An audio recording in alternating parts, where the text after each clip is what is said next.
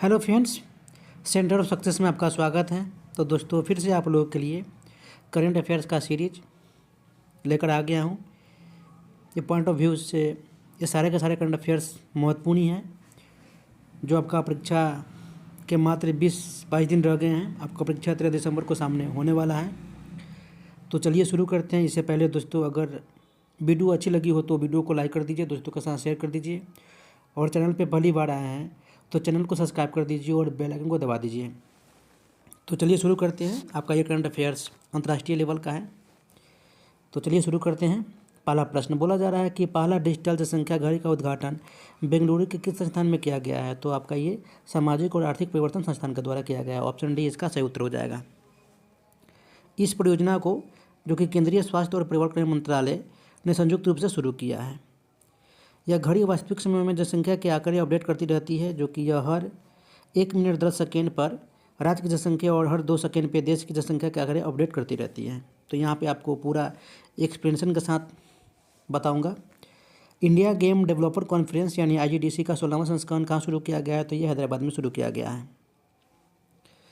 इन speakers में, जो कि इस सम्मेलन में 250 से ज़्यादा स्पीकर्स भाग लेंगे, एवं इन स्पीकर्स में समृद्ध, जो कि अमेरिकी गेम डिजाइनर जॉर्डन वेस्टमैन भी शामिल हैं, जिन्होंने बैटलटेक, चवाड़ी और शेड्रोन जैसे लोकप्रिय गेम बनाए हैं। स्पीकर्स क्या होते हैं? तो ये गेम डिजाइनर होते हैं, जो ऐप के थ्रू बनाया जाता है। अगला प्रश्न, पूर्व तेज गेंदबाज मुन्ना पटेल को किस IPL टीम की गेंदबाजी का कोच बनाया गया है? तो ये DC कैपिटल्स यानी दिल्ली कैपिटल्स के टीम का गेंदबाजी कोच बनाया गया है। इन्होंने इंटरनेशनल क्रिकेट से 2018 में संन्यास लिया है, एवं ये ऑस्ट्रेलियाई ऑलराउंडर जेम्स होप की जगह लेंगे। अगला प्रश्न, भारत सरकार के किस देश को 2 जल जेट चालित फास्ट इंटरसेप्टर क्राफ्ट यानी FIC उपहार में दिया गया है? तो मोजाम्बिक को दिया गया है, जो कि इन नौकाओं को INS घड़ियाल के जरिए मोजाम्बिक पहुंचाया गया है। एवं इस नौकाओं का अधिकतम रफ्तार, जो कि 45 नॉट है। और भारत सरकार ने पिछले वर्ष यानी 2019 में भी मोजाम्बिक को 2 बड़े इंटरसेप्टर जहाज उपहार में दिए थे। मोजाम्बिक की राजधानी मापुटो है, राष्ट्रपति फिलिप न्यूसी है, प्रधानमंत्री एडियाना मालेयन है, और वहाँ की मुद्रा धात्विक है। अगला प्रश्न की बात करूँ तो टॉमटॉम ट्रैफिक इंडेक्स के अनुसार एशिया में सबसे खराब ट्रैफिक किस शहर का है? तो ये बेंगलुरु का है। दूसरे स्थान पर पुणे का है। वही टॉमटॉम इंडेक्स में 55 देशों के 387 शहरों को शामिल किया जाता है। वही दुनिया के सबसे भीड़भाड़ वाले शहरों में लंदन को पहले नंबर पर रखा गया है, जो कि वहाँ की औसतन स्पीड 14 किलोमीटर प्रति घंटा है। अगला प्रश्न की बात करूँ दोस्तों, तो नागालैंड राज्य में 17वां जिला कौन बन गया है? तो ये मेलुरु बन गया है। मेलुरु, वही मेलुरु और पोचरी नागा जनजाति का निवास स्थान है। नागालैंड की राजधानी कोहिमा है, और वहाँ का राज्यपाल ला गणेशन जी है, एवं मुख्यमंत्री नेफ्यू रियो जी हैं। अगला प्रश्न की बात करूँ दोस्तों, तो उड़ीसा सरकार ने राज्य के सभी पद्म पुरस्कार पाने वाले को कितना हज़ार रुपये देने की घोषणा की है? तो ये 30,000 रुपये, जो कि राज्य के 55 पद्म पुरस्कार विजेताओं को राशि दी जाएगी। उड़ीसा सरकार, जो कि हर साल इसके लिए 2 करोड़ रुपये खर्च करेगी। अगला प्रश्न, पेस ऑफ स्पेट्स डिवीजन के जनरल ऑफिसर ऑफ कमांडिंग के रूप में किसे नियुक्त किया गया है? तो ये मेजर जनरल कौशिक मुखर्जी को नियुक्त किया गया है, जो कि इन्हें राजौरी और पूंछ के सीमावर्ती जिलों में नियंत्रण, जो कि LOC लोकोपाइड ऑफकोर्स LOC की सुरक्षा की जिम्मेदारी दी गई है। एवं एस ऑफ स्पेट्स को 25 इन्फेक्टेड डिवीजन के रूप में भी जाना जाता है। अगला प्रश्न, नई दिल्ली के भारत मंडपम में आयोजित 43वें भारत अंतर्राष्ट्रीय व्यापार मेले यानी IATF का उद्घाटन किस केंद्रीय मंत्री द्वारा किया गया है? तो ये पीयूष गोयल जी द्वारा किया गया है, जो कि पूर्व में ये रेल मंत्री थे। यह आयोजन, जो कि 14 दिन तक चलने वाली इस कार्यक्रम में कई देश हिस्सा लेंगे, जिनमें से मुख्य रूप से चीन, मिस्र, ईरान, दक्षिण कोरिया, थाईलैंड, तुर्की और UAE यानी संयुक्त अरब अमीरात शामिल होंगे। 14 से 18 नवंबर यानी 5 दिनों तक यह सिर्फ व्यापारियों के लिए खुला रहेगा। वही 19 नवंबर से 27 नवंबर तक ये आम जनता के लिए खुला रहेगा। एवं इस अंतर्राष्ट्रीय व्यापार मेले का थीम था विकसित भारत @2047। अगला प्रश्न की बात करूं दोस्तों, तो 2024 में प्रधानमंत्री नरेंद्र मोदी को कौन सा डोमिनिको अवार्ड ऑफ ऑनर से सम्मानित करेगी? तो ये है डोमिनिका देश, जो कि यह प्रधानमंत्री मोदी को डोमिनिका अवार्ड ऑफ ऑनर से सम्मानित करेगी, जो कि डोमिनिका का सर्वोच्च राष्ट्रीय पुरस्कार है। प्रधानमंत्री मोदी को यह पुरस्कार, जो कि कोविड-19 महामारी के दौरान डोमिनिका के प्रधानमंत्री के योगदान और दोनों देशों के बीच साझेदारी को मजबूत करने के लिए और उनके समर्पण को देखते हुए, यह डोमिनिका राष्ट्रमंडल के राष्ट्रपति, जो कि सिल्वेनी बर्टन, ने 19 से 21 नवंबर तक गुयाना के जॉर्ज टाउन में आयोजित होने वाली भारतीय कैरिकॉम शिखर सम्मेलन के दौरान प्रधानमंत्री मोदी को यह पुरस्कार देंगे। और प्रधानमंत्री मोदी ने डोमिनिका के हेल्थ इंफ्रास्ट्रक्चर में सहयोग के लिए यह अवार्ड दिया जा रहा है।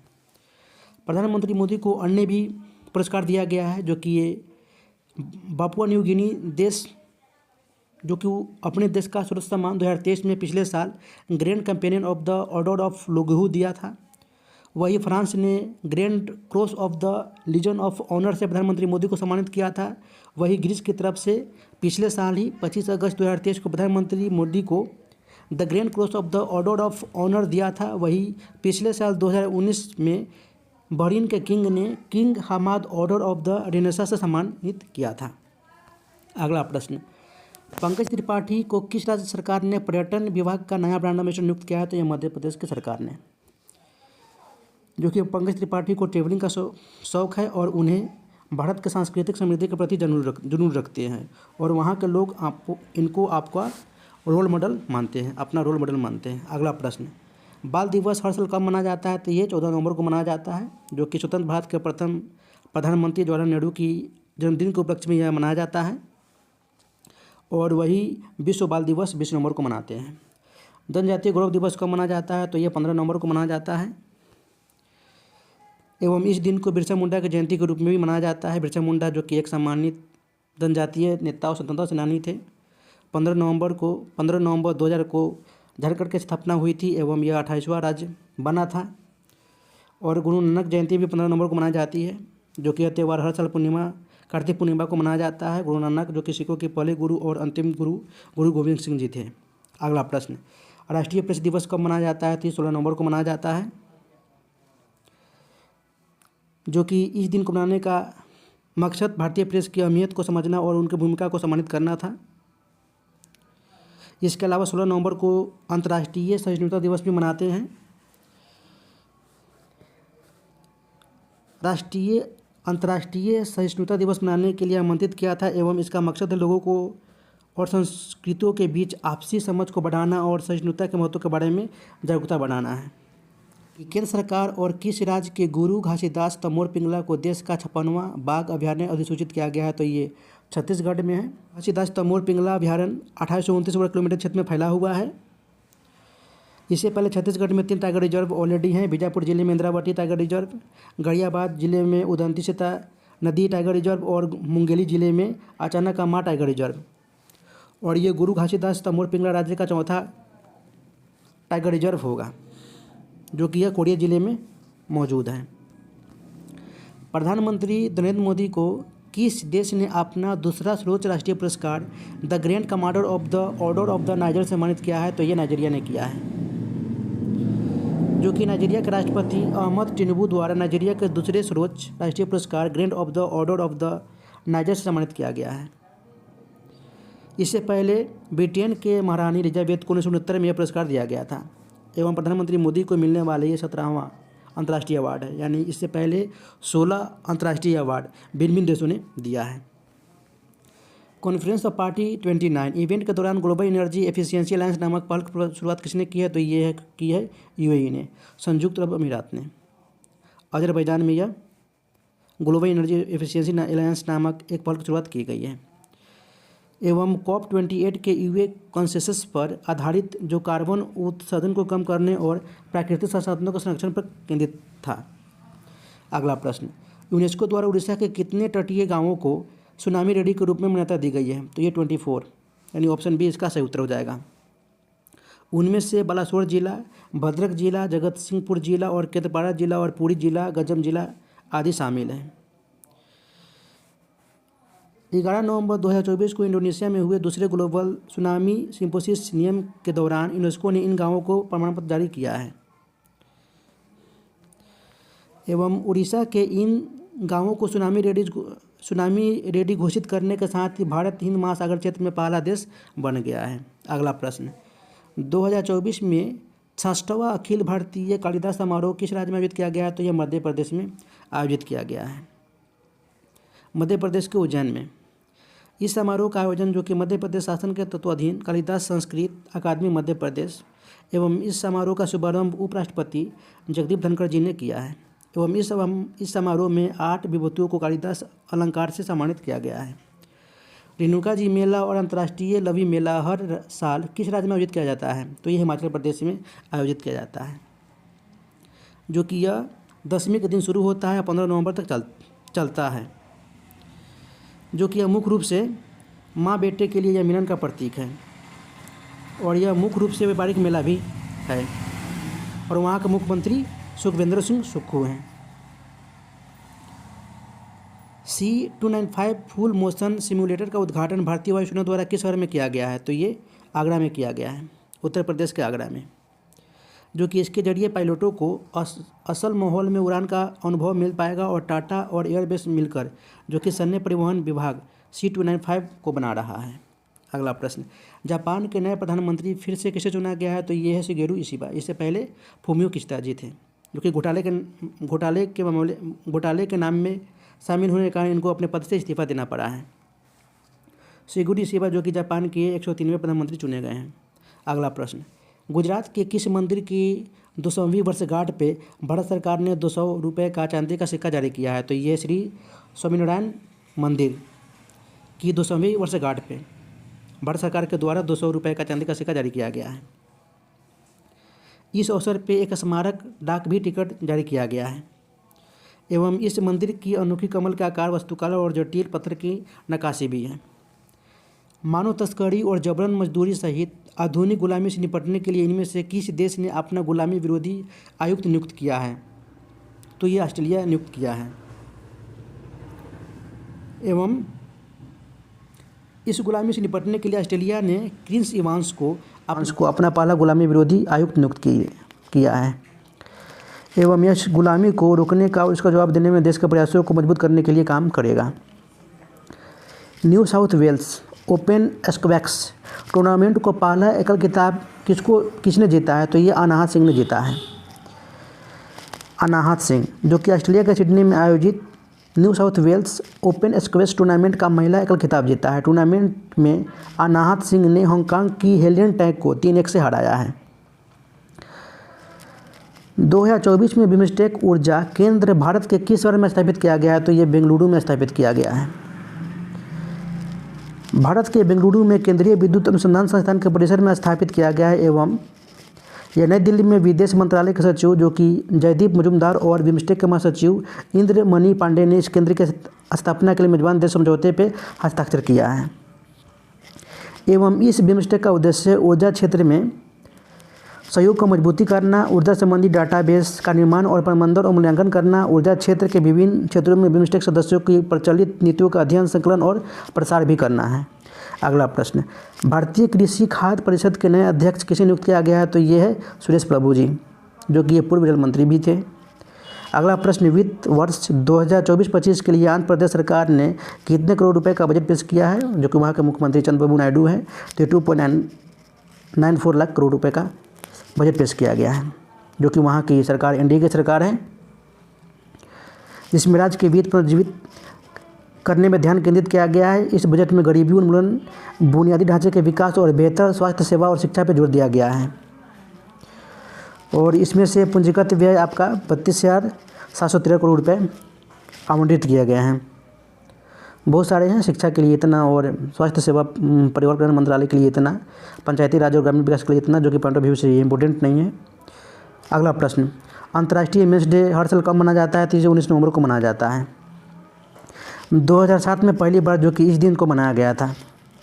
एवं इस दिन का मनाने का मकसद है कि समाज में पुरुषों के योगदान को सराहना करना और उनके सम्मान में उनके खास दिन को देना। एवं इस साल इसका थीम है सकारात्मक पुरुष रोल मॉडल।